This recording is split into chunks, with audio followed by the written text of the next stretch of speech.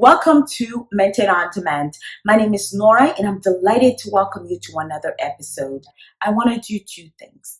One, I want to pour my heart out to those families affected by the coronavirus because one of the reasons we're talking about financial crisis is because of the spread of the coronavirus and its impact on global markets. I can only imagine what those families are going through. I also want to urge you to listen to the CDC and its guidelines on how to best protect yourselves from the virus and keeping it from spreading further. If you haven't yet subscribed to my channel, please subscribe, like, and share with your friends, family members, uncles and aunties. Let's talk a little bit about what is the coronavirus. According to the CDC, the coronavirus is a zoonotic type transmitted between human beings and animals.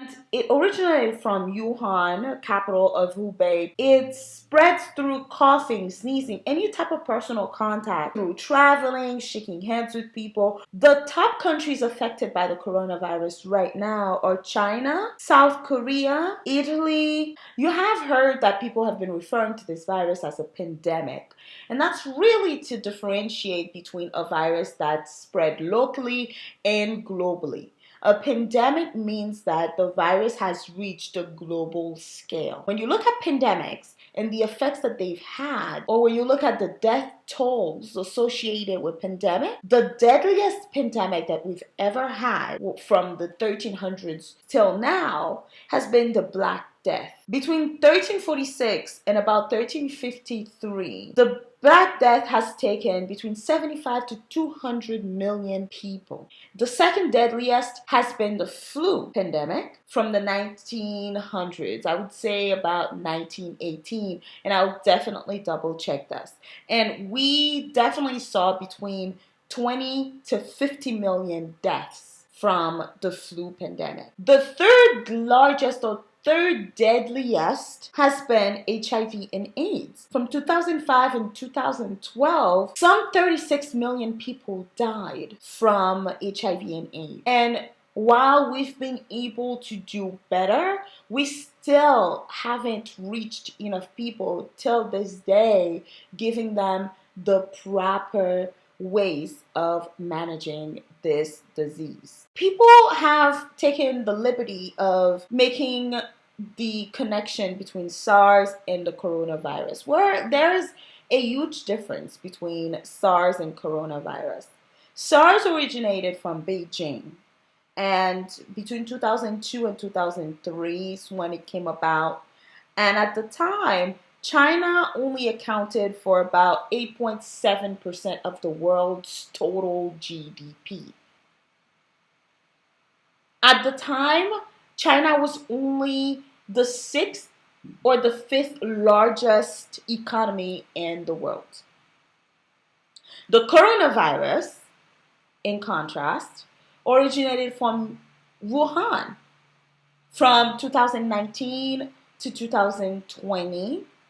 And at the time, China accounted for 19.3% of the world GDP and amounted to the second largest economy in the world. China being hit with the coronavirus can have such a large impact on global economy. Now, it is too soon to tally up the total cost of the 2020 coronavirus pandemic because it is still ongoing. But we have already seen worldwide supply chain interruptions, heightened volatility, and steep losses in financial market. Not to mention, we're talking about sharp slowdowns in the travel and hospitality industries. Given the pandemic's rapid spread and persistence, we should expect more economic losses. According to the United Nations Conference on Trade and Development, we are expecting to see a cost of at least $2 trillion in 2020. Now, if they are concerned about how huge of an impact this will have on our financial systems, why shouldn't you be? I know you may have heard analysts talk about the fact that we are well overdue for a market correction. And the reason for that is the last time we had a market correction was in 2008, and we are now in 2020. And we know that the market is extremely circular. There are ups, there are downs, and there's always a trend to follow. So analysts that have been following these trends have been urging us to prepare and prepare well for it. But I think with the spread of the coronavirus now in 2020, they have been saying, well, look at what the market has been doing, the downfall in the market right now. Wouldn't it make sense to ensure that you are well prepared for it?